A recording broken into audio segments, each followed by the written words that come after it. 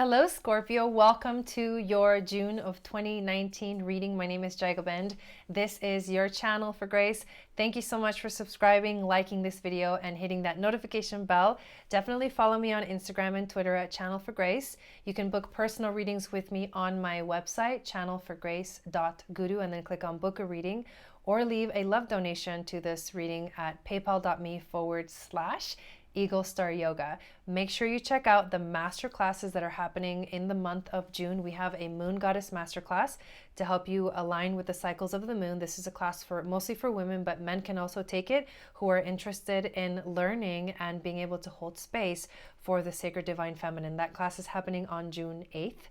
And the second is the Intuition Masterclass. Well, we will learn about what is intuition, what are the different ways that spirit communicates with us, and how we can become better listeners. That is happening on June 15th. And the third one, which I'm like super excited about, is the Portals of Awakening Masterclass, which I will teach you the 7 major portals of awakening that we step through when we begin our healing process, and how to know which portal you have just stepped through, and what you can do to navigate your energy so that you can continue to heal and move forward, so that you can step to the next portal and move through these like phases of awakening. And that will be happening on June 22nd. I'm going to burn a little Palo Santo, say a little prayer for you guys, Scorpio, and we'll do this reading for you guys for the month.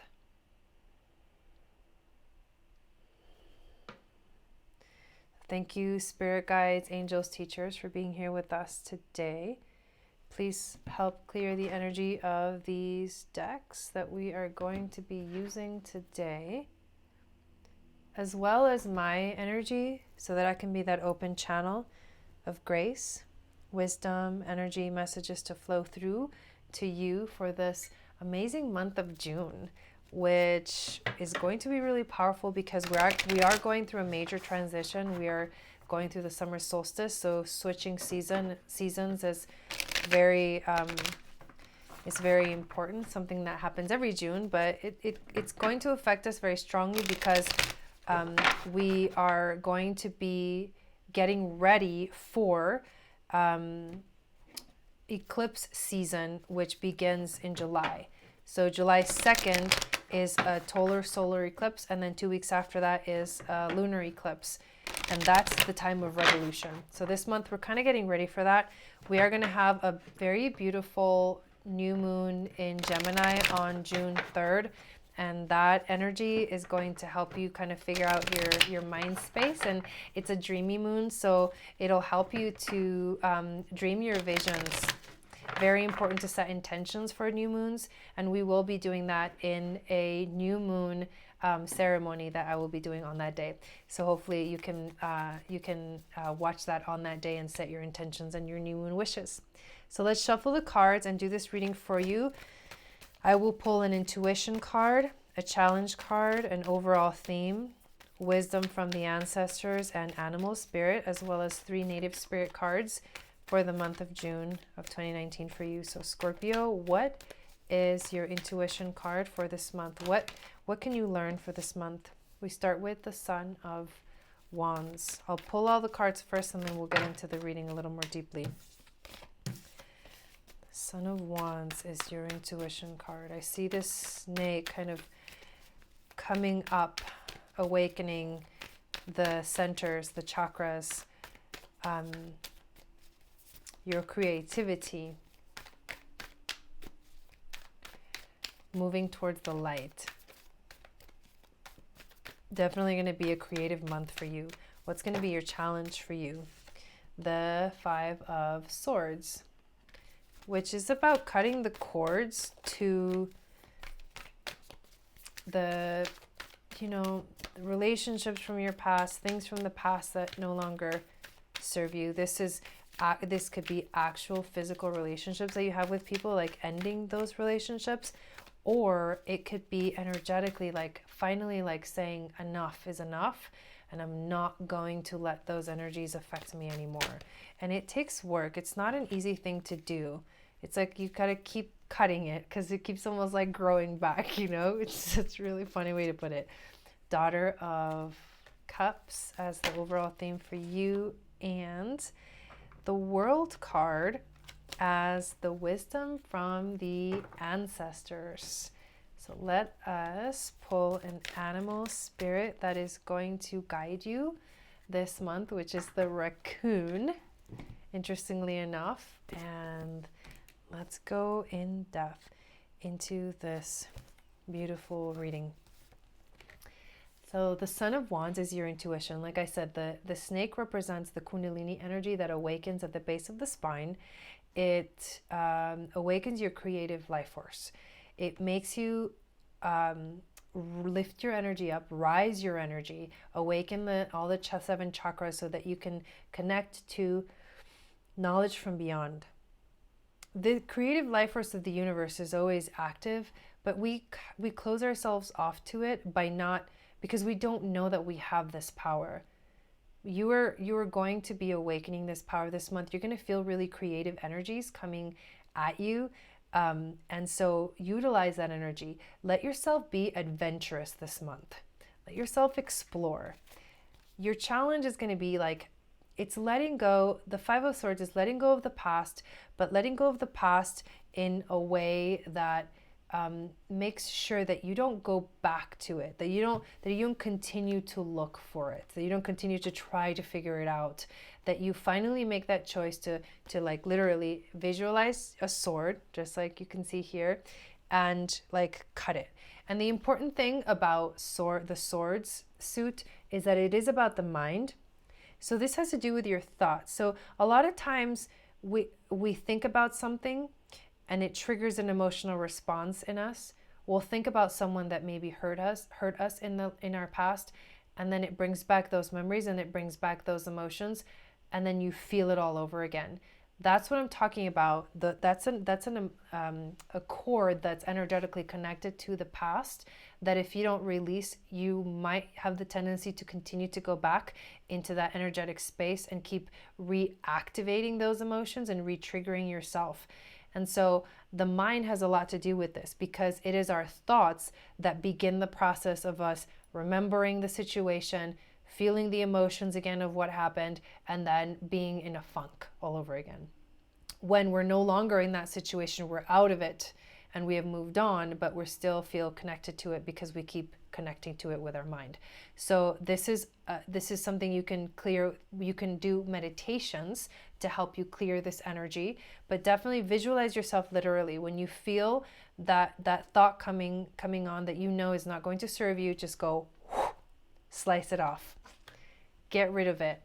Cut those cords so you can be free to create this month, to be fully creative. Because look at this beautiful card. The overall theme for you is the Daughter of Cups. She's very creative and she's also emotional. Creative energy abounds from the Daughter of Cups. She's romantic, she's artistic, she's easily inspired by her surroundings. She's a true dreamer by nature, but she struggles to stay grounded or to deal with any harsh realities that come her way. So conflict of any kind is very disturbing to this gentle creature. But because this is a month to activate your creativity, and because you're like this sensitive being that when you're in your creative space, it's almost like this vulnerable expression of who you truly are inside. So you can't have any of this gnarly energy in the way. That's why you gotta keep pull your sword out and slice it off and get rid of it. You've got so much more to look forward to in your life. It really is time to let go of the past. The World is the wisdom from the ancestors for you. You're coming into wholeness and you're coming into this completion period. By stepping into your creativity, you're activating it's almost like the finishing journey. This is it's not like you're getting to the end, but you are going to feel like this is the end of a chapter for you. Because the World is the final card in the journey of the major arcana, and it signifies completion, harmony, and contentment. It's rare to experience this energy, as we are usually consumed by wanting, needing, and achieving, right? We don't really ever want to, we don't want to stop moving forward. So once we feel like we are complete, it's a rare thing to feel. So when this card appears, contemplate for a moment the idea of being whole. Focus on the image on the card, close your eyes, and envision the radiating energy inside of you, right? That Kundalini energy that I was talking about that activates your freaking creativity. This is beautiful. What does this feel like? Where is it located? What blocks you from feeling this sense of wholeness? Crazy how these cards match. And definitely step out of those things that stop you from feeling that sense of wholeness and start to activate more of what you really are. You know what you are? You are like the raccoon. The raccoon is here because the raccoon is very, very talented. The raccoon can also be shadowy, and it can also be kind of like in hiding as well. That's kind of very Scorpio too. Raccoon energy is at play within all artists. And we're talking about creativity, and you are an artist. And I'm not talking about professional artists.